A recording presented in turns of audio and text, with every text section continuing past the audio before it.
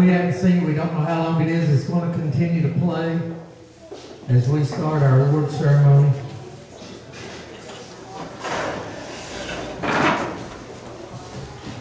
On behalf of Volunteer Speedway owners Joe and Phyllis Lovin, I'd like to thank everybody for attending tonight. There's a lot of people behind the scenes that make a lot of stuff happen that a lot of people don't understand. And these are the track officials and the people that just do so much. And when I call your name, please stand, guys and ladies. Bobby Flowers, he runs the hill and he's also our track chaplain.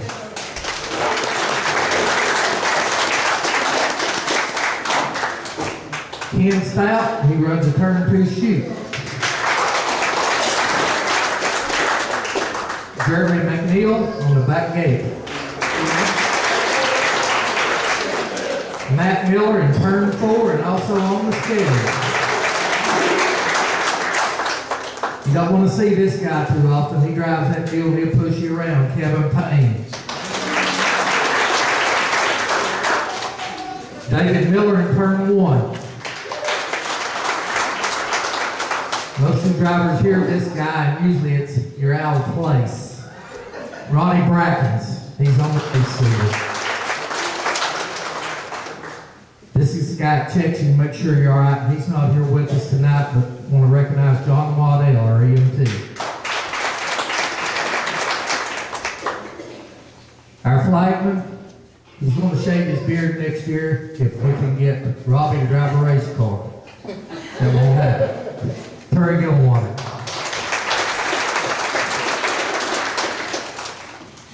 I'm not sure where Wayne Dyer's here or not. He's a scorer, along with Ronnie Barnes. And this guy calls himself the Flunky. Been around this racetrack a lot. Don't know what we do without him. Robbie Williams.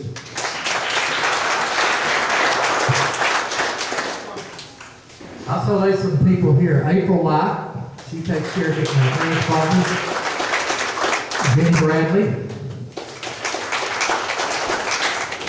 Billy and Donnie, they do all the preparation and all their crew right there.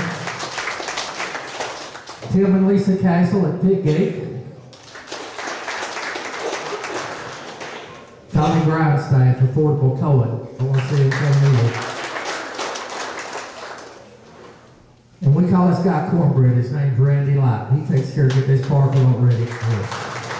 And if I missed anybody, I'm sorry. At this time, I need Joe Lovin to join me on stage. You know, anybody seen? He can't hear.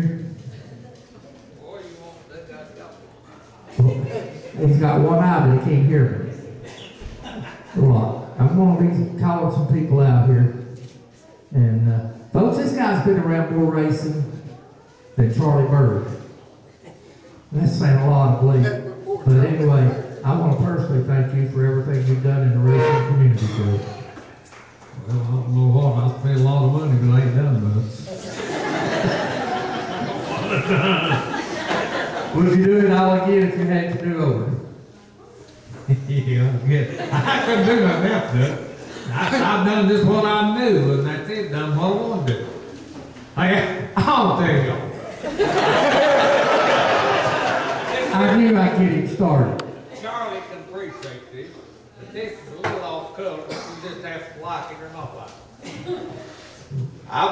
I've lived in red mud all my life. I grew up in Sawmill with my daddy, and hell, that's before he said Sawmill's red mud. We sawmilled off down towards Morgan off the mountain over in North Carolina.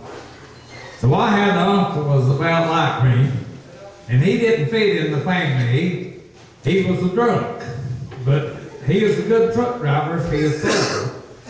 And Mama said, Mama forbid me to ride with Earl, so Daddy, we had an old sawmill, and Daddy needed 1,500 feet of, Charlie knows exactly what I'm talking about, needed 1,500 feet of subfloor. We had it down there at the sawmill. Well, the sawmill's about 15 miles down the road.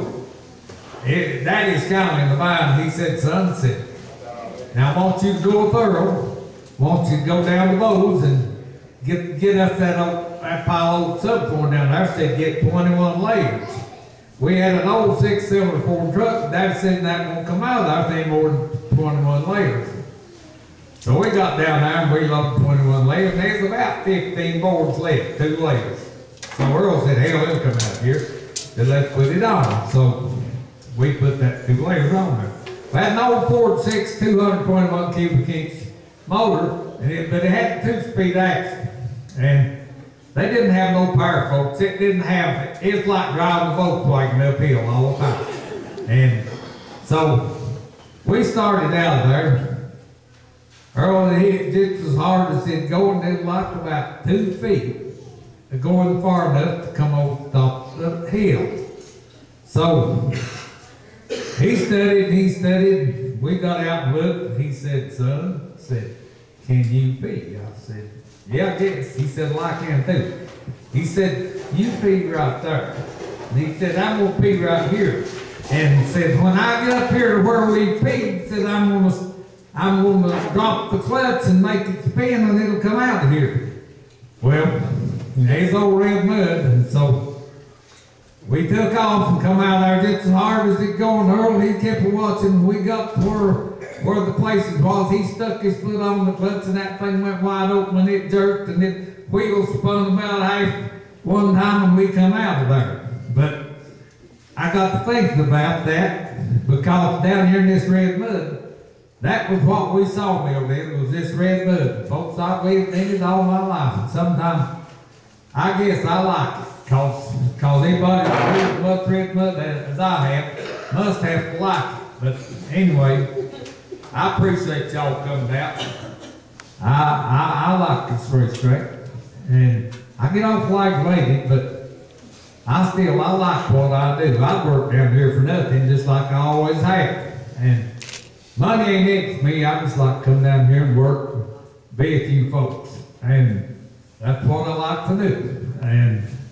And I hate to see tearing stuff up, but we don't tear up too much here, and I'm proud of that. And I appreciate all of y'all racing, and I guess I've been going to races and around races since I was 8 years old, and I'm 77, so that makes about 69 years. And I must have liked it, because I'm still at it. It ain't no, I like it just as good as I did 50 years ago. And I just can't hardly do as much of it, but I like it. We've had some good times, and I've had some friends, and we've been everywhere. And I'll tell you, I like to go with chili boat. And I've got on that chili boat, and that little old guy y'all seen us driving pickup last night named Rico Abreu. Abreu is mine and Doug's friend. We landed with Abreu about 5 years ago.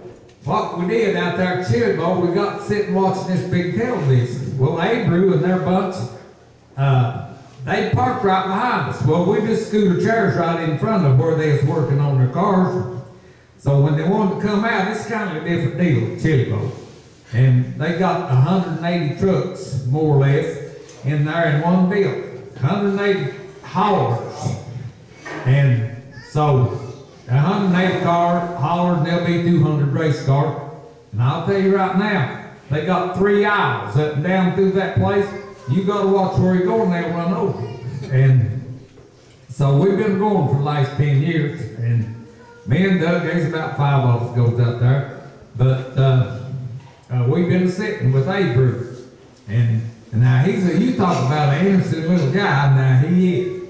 And the wheelman, he is one of the best wheelman they ever seen. But he ain't but 5 foot tall. Doug ain't 4 foot tall. He's also a teammate with Christopher Bell, who's got the truck right next year with Kyle Busch Motorsports. That Joe picked him to win last year, and Rico won the thing. But Chris Bell said that Rico had more talent than he did. And that team is Keith Coombs, which is Kyle Larson, Rico, Christopher Bale, and Thornton. So it's a pretty good team, and he won't put together anything any good. And right there, I've named you 3 names that's already up in the NASCAR ranks now. But Kyle Larson said, I told him, Kyle, we know him pretty good, and I ain't bragging. I'm just telling like this, because after 5 years sitting close here to Charlie there with people, you get to know him. I told him, I said, Kyle, I said, you pretty good driver. I said, this about 2 years ago. I said, you gonna win this thing or not? He said, well, he said I could if I'm lucky, but said, I'm gonna tell you something. And we was just talking. He said, Chris Bell can outrun me anytime he wants to. Said, the only time Chris Bell won't outrun me is when he don't want to. And that's the truth. If you watch this new guy coming on, Chris Bell, let me tell you now, he can drive, and he is a good guy with it. All them boys, they're good people. And when you watch the NASCAR, them's the three they're the 3 best NASCAR drivers coming on that I know of. I agree with that. I've got a picture I can show y'all. Joe is giving Ricky Stenhouse the devil, and I'm trying to figure out what he's talking about, Danica or what. So all of a sudden Ray Abraham comes over, and Joe gets in his face and tells him a few things. Tell about them damn Dodgers. I asked him, I said, how come you never start working on them damn Dodgers? I said, I never have liked one. He said, hell, I don't either. Said it's just the money. So that's how come he had them Dodgers, it was the money. I'll break Joe back up a little bit. Let's keep a great big hand. He's been around a long time and he's done it all.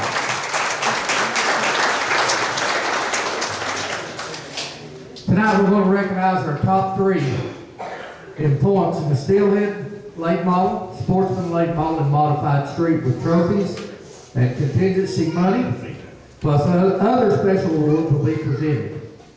During the 2015 season, a total of 167 race cars competed in at least 1 race at Volunteer Speedway, led by Sportsman late model with 81 cars, Modified Street 47 cars, Steelhead 39.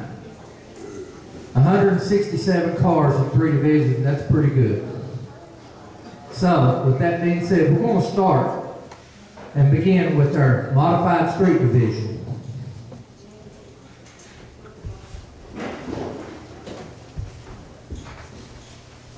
Chris Rickett led the way with 3 feature wins during the season, while Kurt Owens had 2 victories. Tony Horton, Greg Estes, and Philip Nichols each had 1. Finishing 3rd in the Modified Street points is Mike Mays from Hansonville, Virginia. Mike, if you would make your way to the stage. He recorded 4 top 10 finishes with a best of 2nd. Mike also captured the 2013 Divisional Championship when it was called Modified Hobby.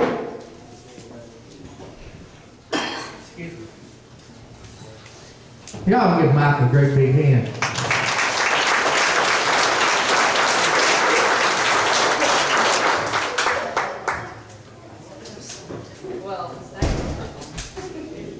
I want what he's drinking.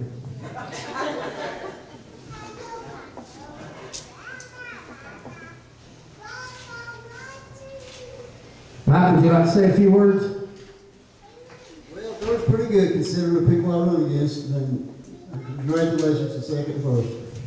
Who's the toughest competitor you've ever run against? Well, I don't know, there's a whole bunch of them there. Is it hard to outrun yourself? Yeah, no, it ain't hard to outrun myself. It's hard to outrun these boys I'm racing with. Let's give a great big hand, Mike Mays.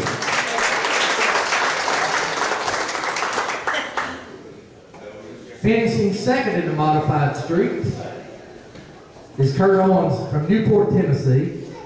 Kurt had 2 feature wins and 2 runner-up finishes during the season, and Kurt had other obligations tonight and is unable to be with us.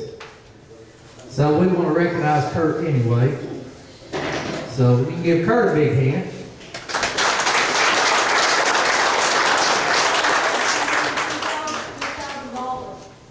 Excuse me? Kurt's at 411 trying to win $2,000. Okay.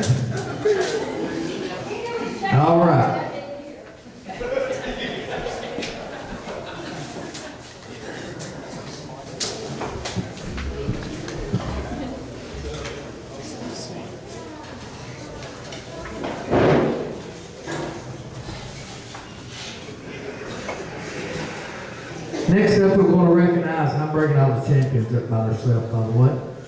Next up, we're going to recognize our Sportsman Late Model Division. Tim Bird led the way with 3 feature wins during the season, while Forrest Trent had 2 victories. With Jerry Broyles, Ricky Moore, and Josh Henry and Jensen Ford each winning 1 race. Finishing 3rd in the Sportsman Late Model points out of Danbury, Tennessee, welcoming to the stage, Warren McMahon.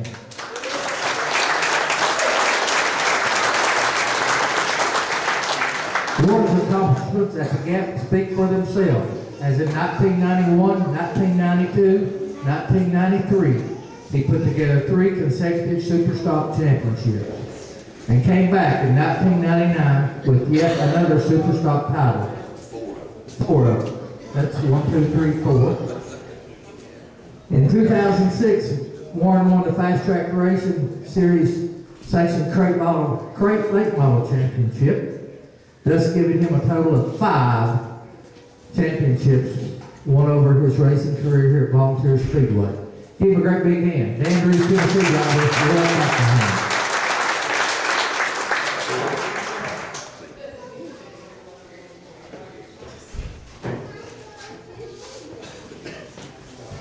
By the way, I need to recognize Randall Perry, our track photographer, and he's available if anybody wants pictures, majors running down.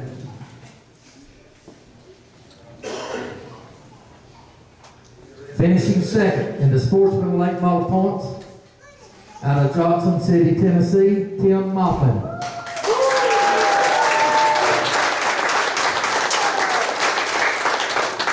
Before start racing dirt late models, Maupin was a quiet, accomplished professional ATV racer, and he won Southeastern Regional and National Championships. Tim earned the Crate Late Model Rookie of the Year and National Championships. He also earned Rookie of the Year honors in 2000. Well, don't run off yet. I know, he done told me he couldn't talk. I done talked to him. But anyway. He finished 4th in points in 2012 and 13, but the icing on the cake capturing the 2014 Crate Late Model Championship based on 8 top 10 finishes with 1 feature win. Tim came up just a little short in 2015 as repeating champion as he finished a strong 2nd in points. Tim's racing teammate and also son-in-law, a 5-time late model champion, Dale Ball, had a big part of that. But anyway, let's give Tim a great big hand. We'll talk to him. Yeah, I know. Warren, you come back up here in a minute. I just used long-winded. Tim, congratulations. Thank you. See, I told you. What's the difference in racing one of these cars and racing one of them ATVs? A lot. The 4-wheeler, when the gate drops on it, if you win the race, it's all you. On a car, it's a whole lot more that goes into it. It's all your crew that helps, and what you can be the best driver in the world. If you ain't got a car under you, ain't gonna go. Who do we need to thank for your accomplishments this year? Just everybody at the table that helps out. Alan Warner, he gives us a good card. We race cars. They help out a lot. I mean, you can't do it alone, for sure. Okay, let's give another great big hand. Warren, come back up here. Come up here. See? We'll send a cab for you.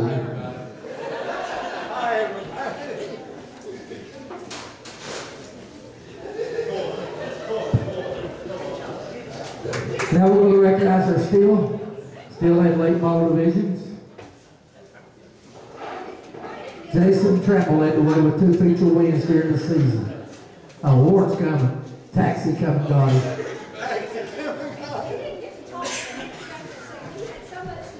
Well, good. Talk to Joe about it. Talk to Joe about it. Well, you know, Matt, today, I just like to thank everybody who helps me. And all my sponsors and everything. Y'all putting up with me. Who saw your sponsors? Is it Amnesia? Yeah.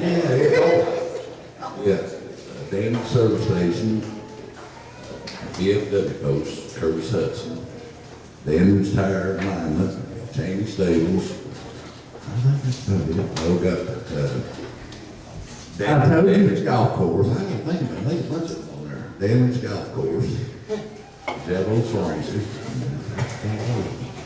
That's about all. Thank them all. And thank everybody, we thank you. I'm glad we got to talk to you. Give a great big one.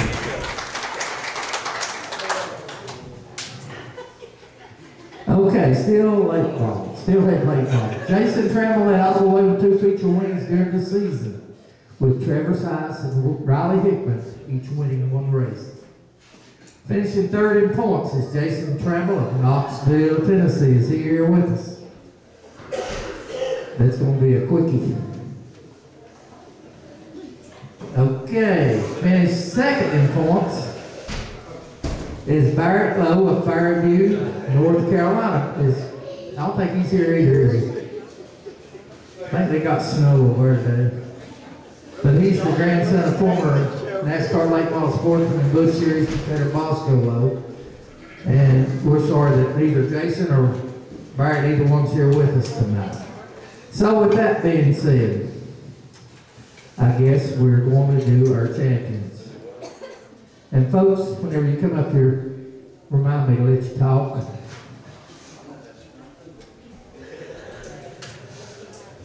And also, make sure you get everything you're supposed to get before you leave.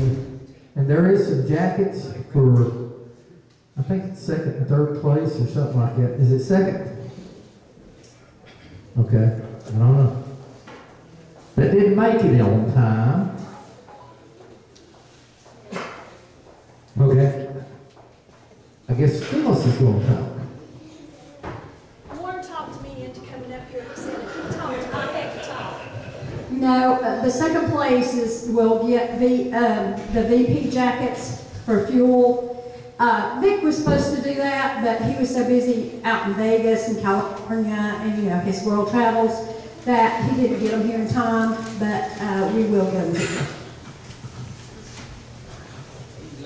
Okay. So that's the rest of the story. Now we're going to recognize our champions.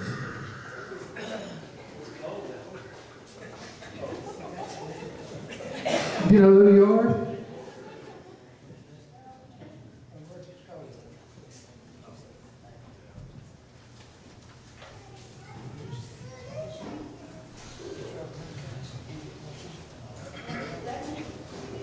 I'm going to find my place.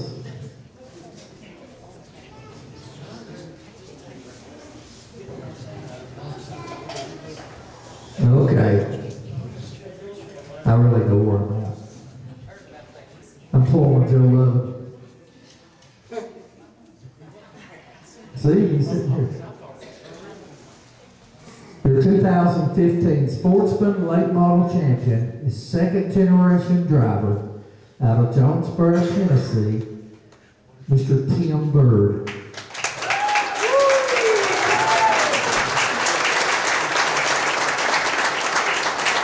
Tim captured the 2013 Crate Late Model Championship, and during the 2015 racing campaign, driving a Charlie Bird and Son Logging, Unica Force Products, RDM Trucking, Grace Salon, Team AFCO Racing Products, Hoosier Racing Tire, High-Tech Specialty Coatings, Weld Racings, AR Bodies, All-Star Performance, FK Rodians, TNT Race Cars, Tim Bird Motorsports, the number 24 Chevrolet Camaro SS, the 47-year-old driver recorded 6 top 5 finishes highlighted by 3 feature wins and 2 runner-up finishes. Let's welcome him, and I'll tell you what, let's give him another great big hand, then we'll get away with it. Congratulations, Tim. I know y'all work awful hard. Yeah, I want to thank the whole crew there, and the whole family. We had a good year. Hopefully we can do it again next year for everybody, Lord willing. I know I've done mention other sponsors without those folks, but what can you do to better yourself? Well, we're got a new car and plan, so we figured some stuff out this year. got some new sponsors coming on board, so maybe we can step on that a little bit. Let's give him a great big hand. He's a good representative of the sport, Mr. Tim Murray.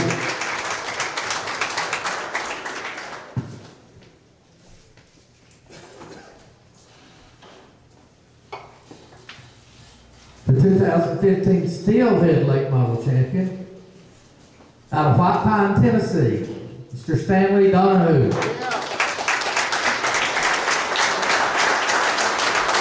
Stanley has used the victory lanes many times here at Volunteer Speedway in his open wheel modified division, but not quite yet in the Steelhead Lake Model. But he recorded a strong top 5 and top 10 finishes chauffeuring the Barry Wright race cars, pro-built race engines, number 00 Chevrolet Camaro SS. Racing is all about family with Stanley, with his father Richard, wife Angie, son Blaze, and father-in-law Perry, and crew Jacob and Tony. Stanley, congratulations. Thank you. I really appreciate it. I didn't really expect a banquet or anything this year, so thanks for Volunteer Speedway putting this on.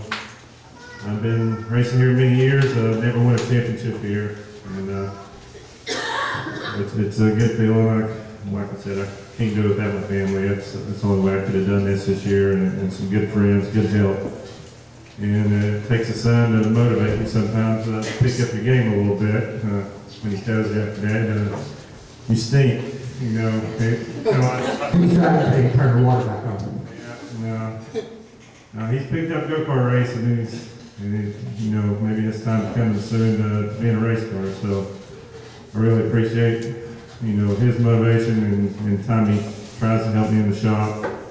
And hopefully he'll pick up a few things that he can, you know, spend many years on and enjoy doing something like I've been doing all these years. Let's give another great big hand. Stanley Donahue.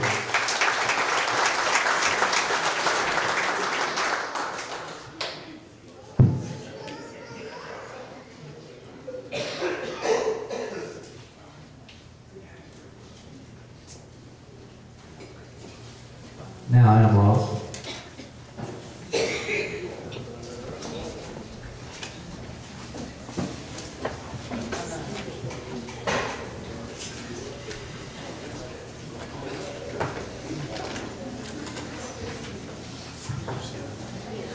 Y'all can blame this on Robert Walden. He ain't here. This guy competed in his first full year of racing at Volunteer Speedway. It turned out to be a dream season for him. Tony Horton. Tony Hill from Speedway, Tennessee. He's your 2015 Modified Street Champion, driving the Greasy Rock Auto Group, Discount Auto Parts, Bobby's Honda, Finch River Market, Gordon Construction, Presley Farms, number 56, Chevrolet Monte Carlo. Horton visited Victory Lane on one occasion while recording 2 runner-up finish and 1 third-place effort. Besides Tony racing Modified Street, his sons Jordan and Jody competed in the Sportsman Lake Model Division. Tony, congratulations. First of all, I want to thank Lord. Excuse me, I'm not a public speaker about that. But thank Lord for letting us all have a good season here. I want to thank my sponsors, Discount Auto Parts, Greasy Rock Auto Shop, Bobby's Hondas, Presley's Farms, Finch River Market, my family, them. Give him a great big hand, folks.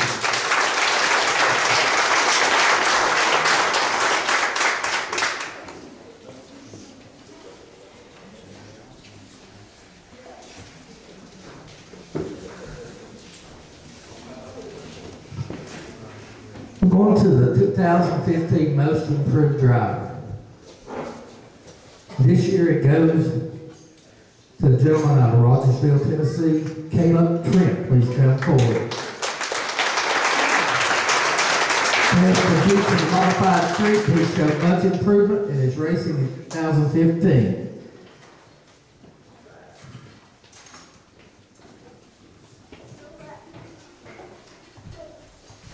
Now, any competitors like to see that most improved.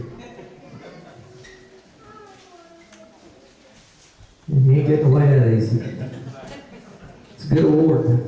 Yeah, we finally had a little luck this year and got a little bit more seat time, and I just got to thank all my family and friends and sponsors. And that's it. That's it. Both of them? Yeah. Let's give it a great big hand.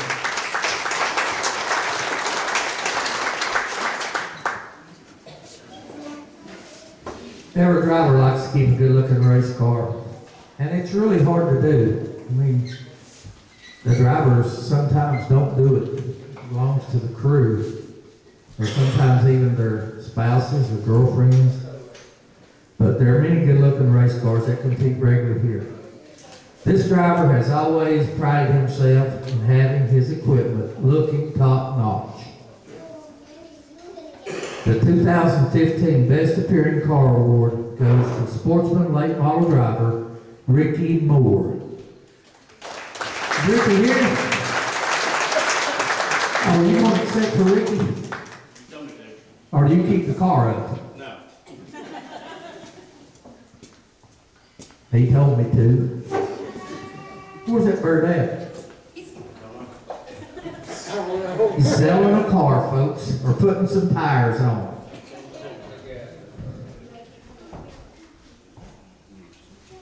All right. Now, I'm lost. Who do you need to thank for keeping that car looking good?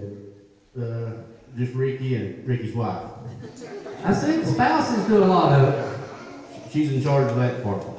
Are you going to make it home, that thing now? Yeah, I reckon. You reckon? Let's give him a great big hand. And congratulations to Ricky Moore.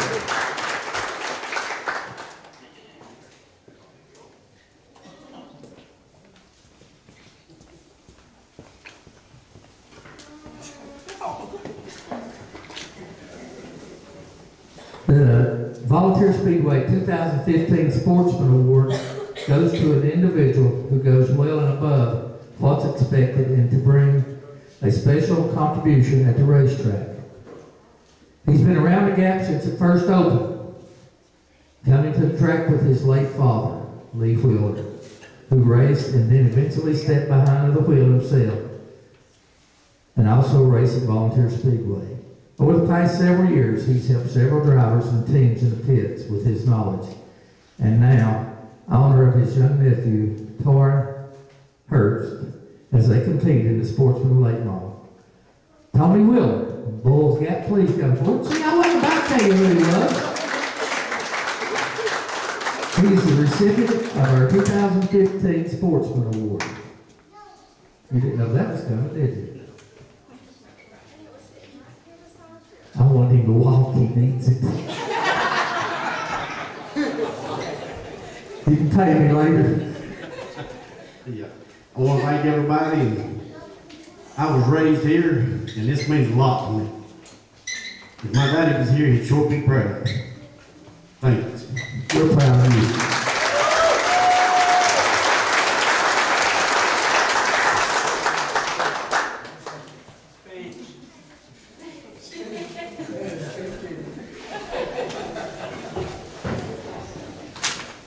Now that's a big honor, folks, believe it or not.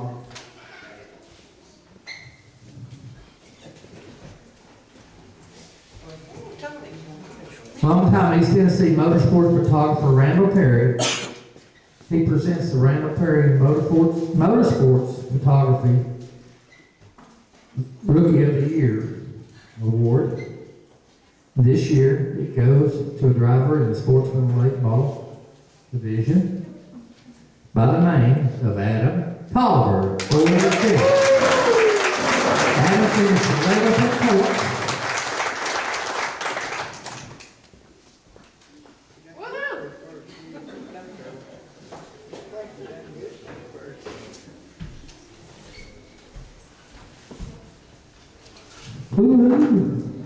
Come here. Come here. Congratulations, Rookie of the Year. Get take that stripe off next year. Well, I hope it's making the stripes off the car from the wall, or yeah, from the wall next year. All right, what did you learn more this year than you have? Well, I learned everything, really. I've always went out with the intentions to get everybody else instead of stay away from everything. We done demolition derby for everything. So, it was just a totally different world for me. What do you expect? What's your expectations for next year? I'd like to get our first top 5, first year next year, and maybe work way up there. Who we need to thank for making your racing career happen? Mom and Dad first off, family, my wife, I don't know this. Nolan Millwright, Family Shine, Sean Gage, Tyler Heaton Harris, my dad, Kitchen in the cover. Now, I'll ask you a question. Who keeps your car looking good? Oh, my wife, she washes it every week. See there, I'm telling you. She did a very big game.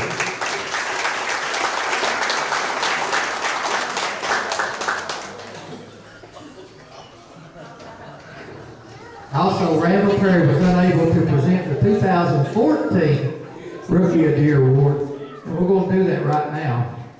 The recipient is 19-year-old Bryson Dennis of Greenville. Where's he at?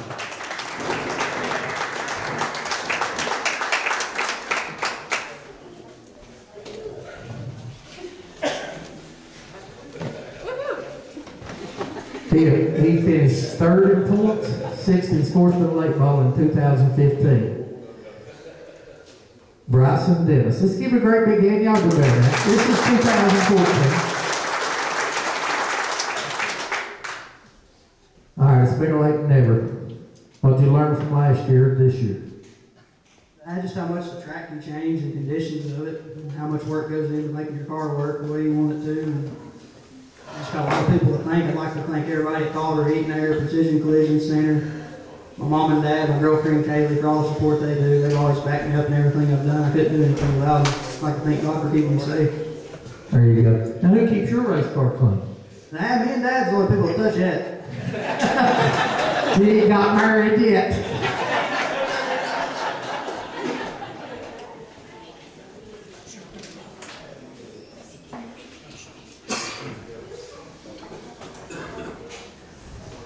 The Pioneer Award is presented annually to a former racer or to a behind-the-scenes person, which would be a car owner, crew member, track worker, engine builder, etc. This year's recipient credentials during his racing career are very impressive. He's indeed a volunteer Speedway racing legend. He won several track championship and hundreds of races during his career around East Tennessee. He's a member of both the East Tennessee Racing Hall of Fame and was inducted into the National Dirt Lake Model Hall of Fame in Florence, Kentucky in 2007. His racing career spanned 5 decades. He played an important role in history of volunteer speedway with 4 track championships in 1978, 79, 81, and 84. He recorded his last victory at the Gap on June the 8th, 2002, at the age of 64. He is currently 77 years old, and to look at him, he could climb a fence and still probably get it done behind the wheel. It's a tremendous honor for Volunteer Speedway to be honored, to be able to honor H.E. Vineyard of Powell, Tennessee. I think that deserves a standing ovation.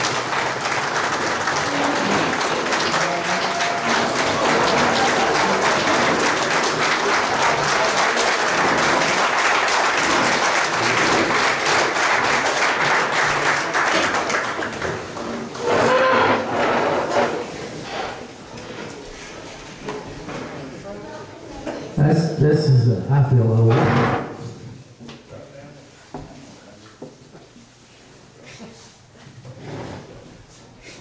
Folks, this is the Pioneer Award, and a lot of you have probably seek some advice from this guy at some point in time in your racing career, but it's just an honor to be able to go over and say thank you for what you've done. I enjoyed every minute of it. Just put a lot of, all these drivers and car owners know how much labor there is in racing. And no lazy people put a race car. I was told a little earlier in the week that they had to try to figure out how to get you up there without you knowing what was going on. How did they do that? I just slipped it on me. Well, we're glad you made it because this is a great honor, folks. Give him a great big hand. It's a big deal.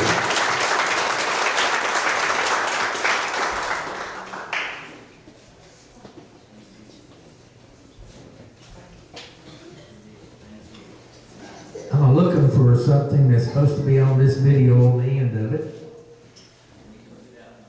So if y'all see something there. But anyway, Phyllis, if you would please, come on up.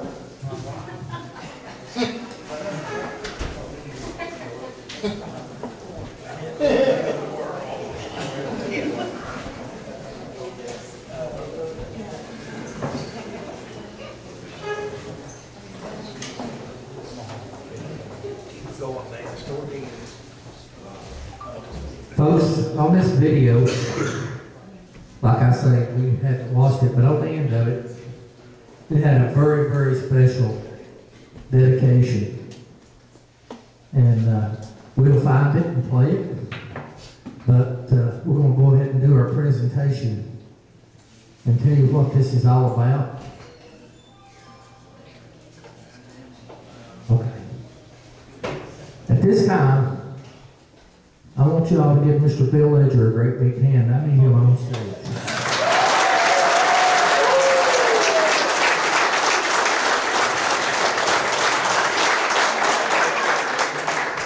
Folks, it was back in March. I think he left here one night. He had a car wreck somewhere or another. I don't know where he wrecked at, but it broke his neck. Along with a bunch of other things. He got there the next day to see. And I'm telling you, seeing this man do this right here, they told him he'd never leave the hospital. But he told them, he said, y'all just don't know how tough I am.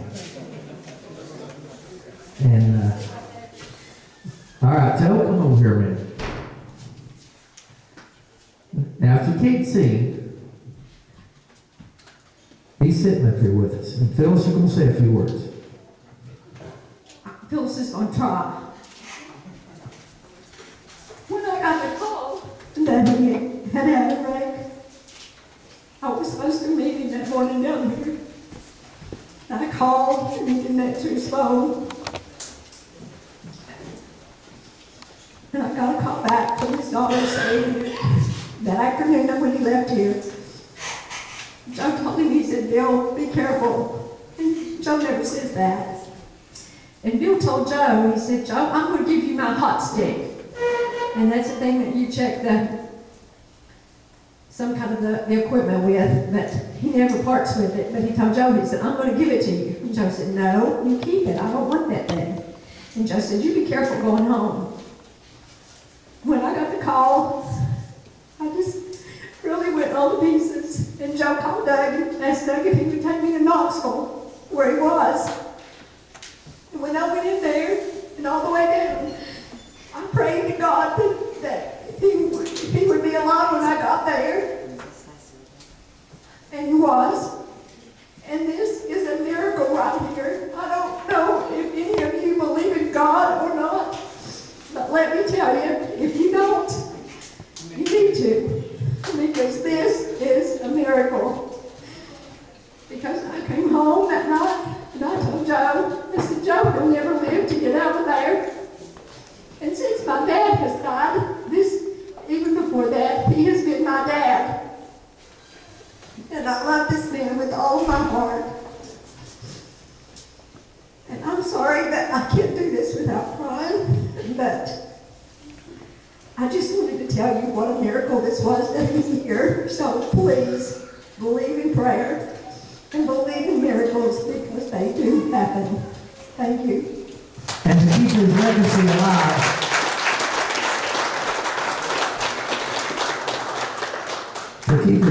alive, Joe Logan's going to tell you a little story about him. It's could be. Anybody got a flag? You may need to throw caution or something, but anyway.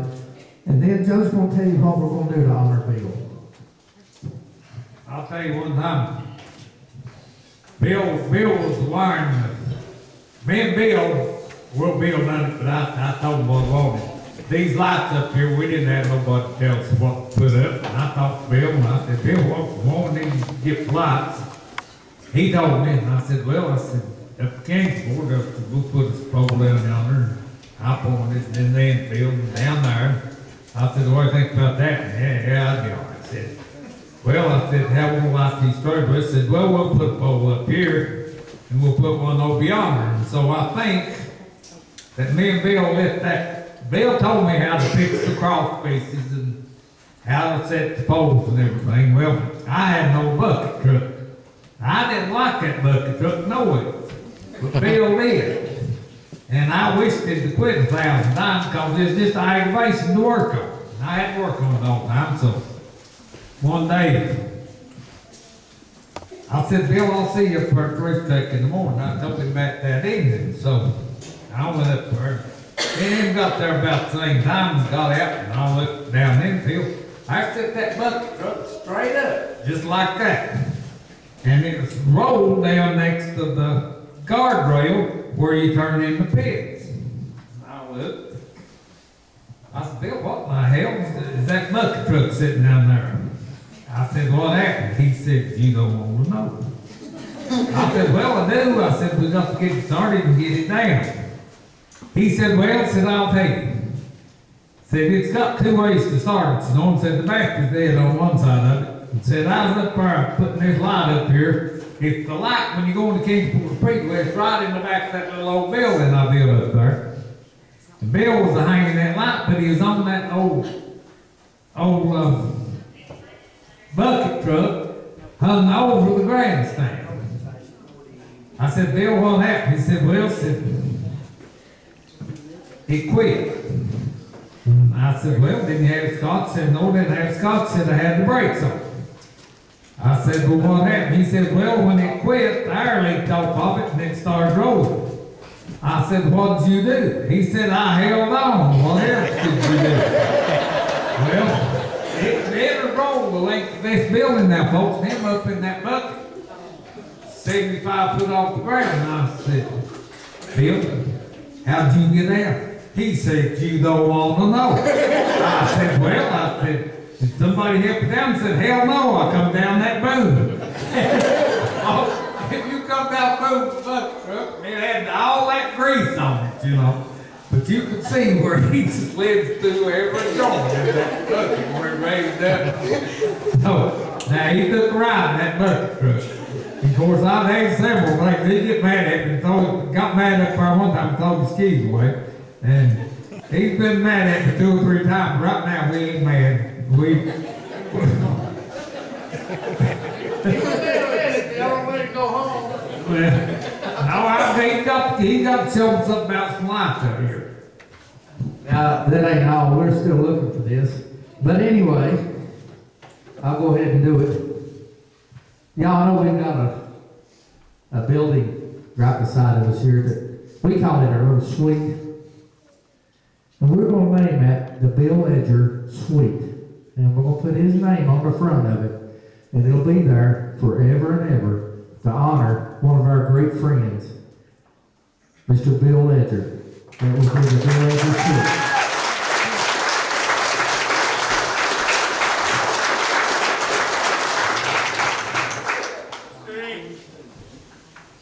All right. Got any children back in there? You quit? I don't do much of anything.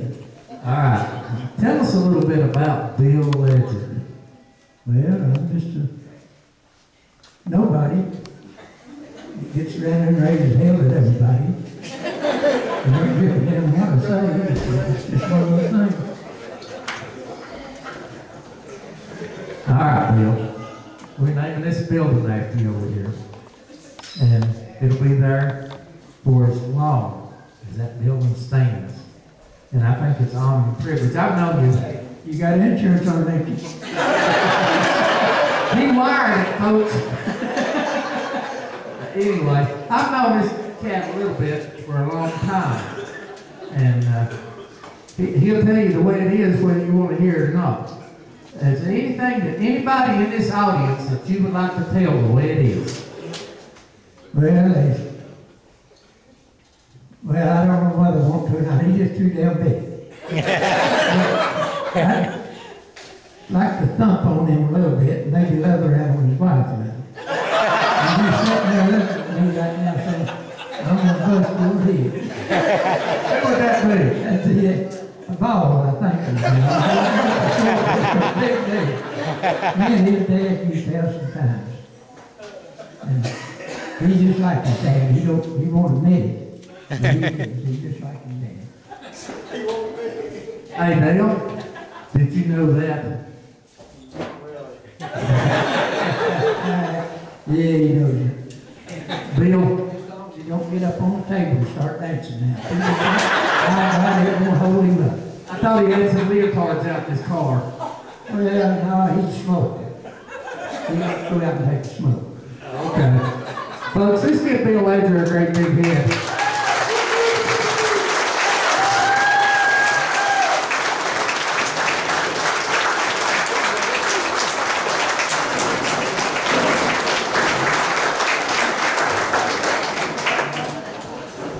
If y'all want to stick around, you can actually see what you're just supposed to hear right then.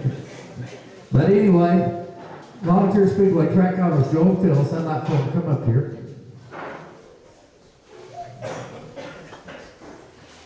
And all this ain't wrote down, folks. I've known Phyllis for about a year and a half now. No, I've known her and Joe for many years. There ain't a day goes by that I don't talk to one of them. And if that day ever comes that I can't, I don't know what I would do. I just want y'all to know I love you and I thank the Lord for you. Thank you, Doug. You mean so much to us. There's so many people in this room that we needed that have supported us over the years and been here through the good times and the bad. And last year, we didn't have a banquet. We didn't have a party. We didn't really have anything. We lost Joe's grandson a year ago in November. And it was a tragic thing. And a lot of you had seen John here at the track. And we're still going through that, and we always will, because there's a hole in our heart where he's supposed to be, and he isn't. But I just want to thank all of you for your support over the years that you have given us, because I know it's been hard for you people and your families. But we love this place, and we love you because we see you more often than we see our own families. And thank you. Give Phil, I want Joe to do a little closing thing. But before he talks, on behalf of all those guys sitting right back there, Robbie, get that table stand up for me. Some of them need more orange and brave today. But anyway, those guys right there are the backbone of this. Right here is the brain. So Joe, take us home. Folks, I'll say this. I go to a few races of the racetrack. And them boys that runs this racetrack, I'm telling you right now, they're the best I've ever seen. We don't really have these, we don't have any meetings. I learned back to when I was redneck business, not never have no meeting, because if you get everybody together, you will think the worst whipping you've ever took in your life. So I don't do meetings, but they can make the racetrack run. We couldn't do it without them. That's honest goodness truth. And I go to other racetracks and I see how they're running. Folks, if you look down here, it runs pretty smooth. We don't have a lot of trouble, and that ain't nothing I've done. It's just pulled down there and run it. And this ain't the thing that I've done. They just run it. But I want to tell you something. I lost my brother, the one next to me, and he was my buddy. I called him every day, and he had cancer. And he wouldn't do nothing about it, and he died. Just like I told him he was going to do it. And I wished he hadn't died, but still, it's one of them deals where he could save himself, but he wouldn't do it. So he died. Well, anyhow, my grandson, John took his life, and I raised him practically. Had him down here when he was 10 years old, and he was running in the racetrack. And so, one time, he was riding with Jay Crittenden, and they was out there running 40, 50 mile an hour in these old trucks, you know, how he used to run in. And so John was riding with Jay, and there's a woman running across the track. Well, Jay turned it sideways and missed that woman in that dump truck. Y'all might have seen it the time them two trucks hit up here in between 1 and 2. And they hit pretty hard. And to this day, I never did see John get out of that truck, and I never did see him get back behind me. But it was, I was on the other side of the racetrack. John got behind me in about a minute and a half. Never did see him get there, nothing. I said, John, what, you in that truck, Jay? He said, yeah, I was, ain't now. But anyhow, when we rebuilt this thing, now John wasn't but 12 or 13, and he had autism. And I thought the world of it for him. I didn't have to tell him one time what to do. And so we was down here, it's about 5 years ago. And I just had to put that old water tank on that Mac, and I said, I've got tired of water. And I said, John, you water this racetrack? He said, yeah, I can. I said, can you drive that truck? He said, yeah. I said, you ever drove it before? He said, no. But I said, well, how do you know you can drive it? He said, well, I can drive it. He said, I've watched you. I said, well, can you water the racetrack? He said, yeah, I can water the racetrack. And so I said, well, load your load of water and rock, water. Now, he had autism. He's 14 years old, and that Mac's got a double L transmission in it. John got in that Mac, and he could change the gear just as good as I did, and I'd never seen him drive it before, and he could water that racetrack. And I said, John, how do you know where to put the water? He said, well, he said, I watch where the cars run. I said, you watch where the cars run? Now, I never dreamed he was watching the race or watching nothing. He said, yeah. I said, I watch where they run, and I put the water where the cars run.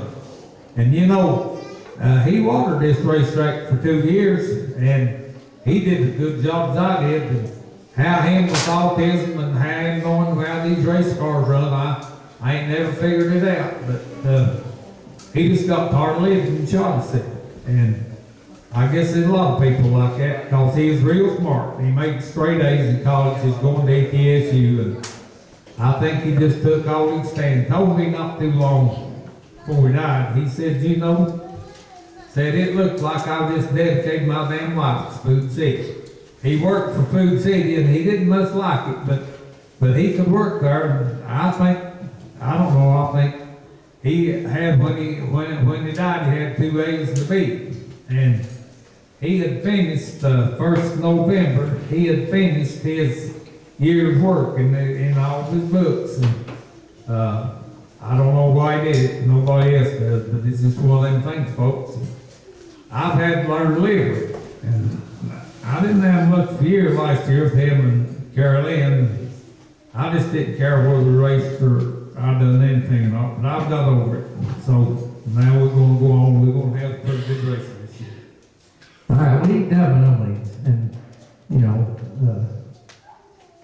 I said this before. I need all the drivers that hasn't received an award to come up to the place. I know there's some of you here. They'll ball. Come on up, Richard.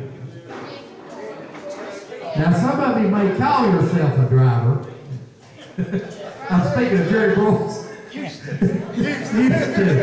He's a wannabe.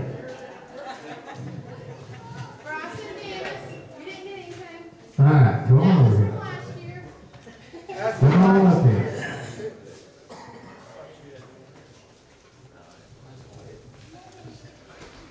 Hey, I only wanted you up here so Bill can sit next to your wife.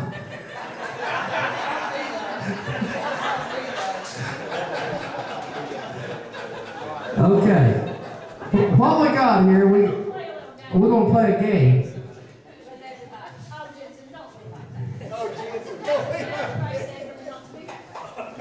All right. envelopes, but it's got something in it. But But what I'm gonna do is I'm gonna give you all an envelope. And if you think you've got something in here you really want, then you can keep it. If you just think that yours is a dud and it's nothing, you have to help clean up, then you can trade it to somebody that you don't like, or somebody to do it. I don't really care, you know. I'm going to give you about 2 minutes to do some trading and see what you come up with. Everybody take an envelope. Wait. Dealing with a car dealer, you know that. Used to be. Hey, no, we'll talk about Dale, not me.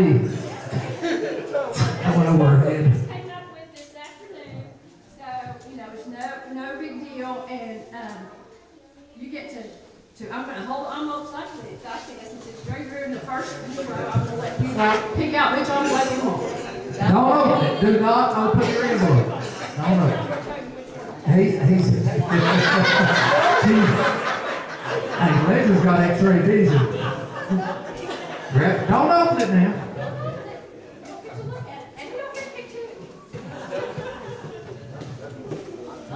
Hey, he got a printed envelope.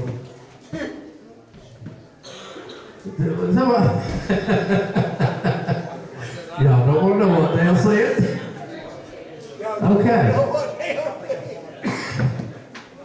Now, if let's say for instance, if Jerry says I'm going to keep mine, or no, I'm going to trade with two, you got to trade with him. How's that? All right. Now, or you can pick another one and turn that back in. Your choice. All right. All right. Now, you want to keep that one? You want to trade? You trade.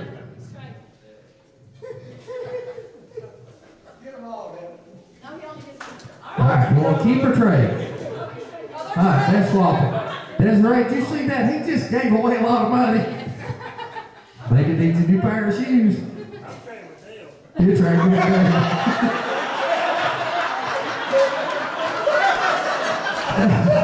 All right, what are you going to do?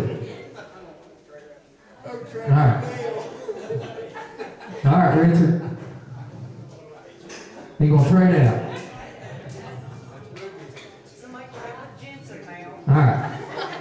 You going to trade? All right. Which one do you want? Okay. Well, now. Now, I'm going to tell you what was in these envelopes that you missed. Okay? One at a time. I don't know which one was first or whatever. Uh-oh. That had writing on it. Oh, somebody gave away a pair of racing gloves. Racing gloves. Mandatory.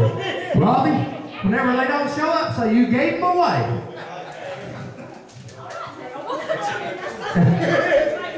And somebody gave them.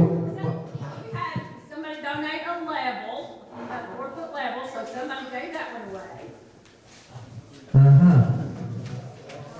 Now, let's see. Oh, wow. Dale, guess what you gave away? 1 free pit pass.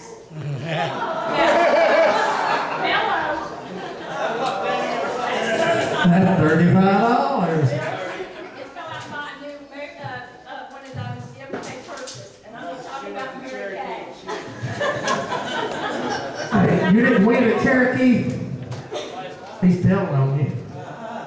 Bill, you was over last night. Tell us about last night. He goes over all the time. This was a video of a lady on the race at Golden Isles. Courtesy of Flipper Ford. All right. Now, wait, I may do something else here. Oh, and this was a flag.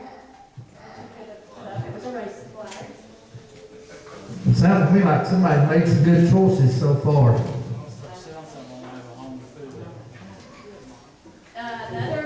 This is another video of East Bay.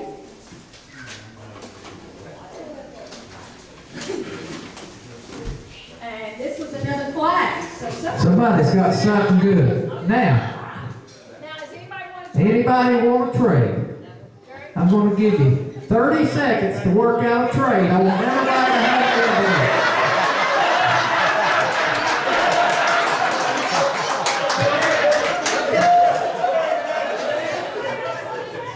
a nobody else want to trade.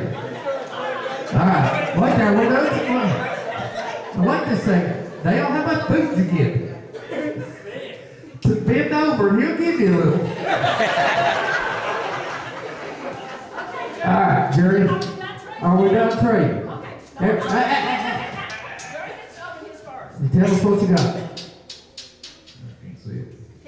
He got a pair of glasses.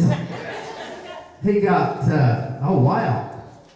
He got a free ticket to see, two of them, to see Lone Star with special guest Brent Rupert at the Freedom Hall, looks like.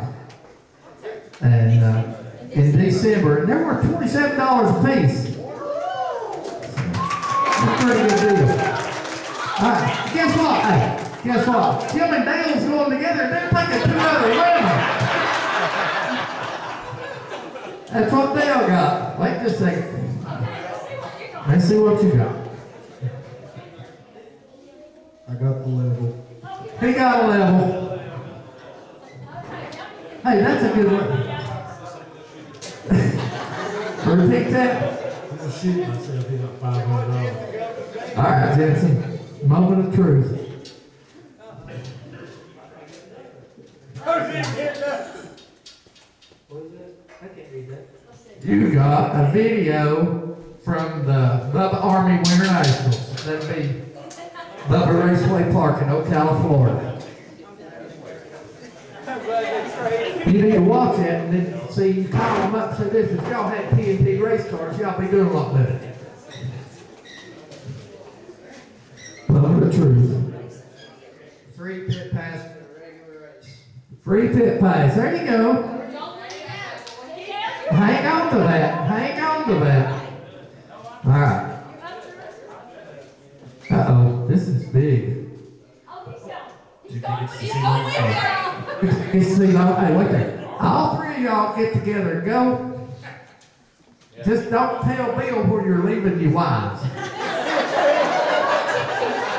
Yeah, Bill's snaking the grass, folks, I'm telling you.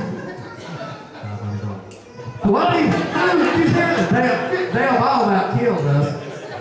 Safety glasses. Our safety glasses. You get a pick the color.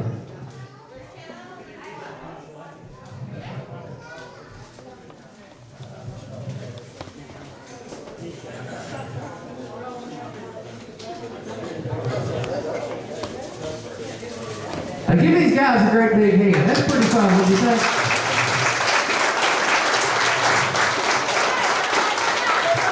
Y'all raise your hand if you want something.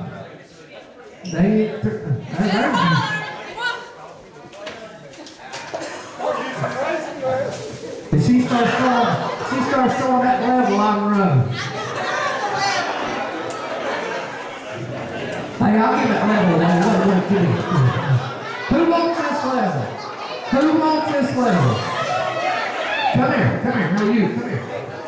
Come here. You want this level? No, come here. I ain't going to hit you.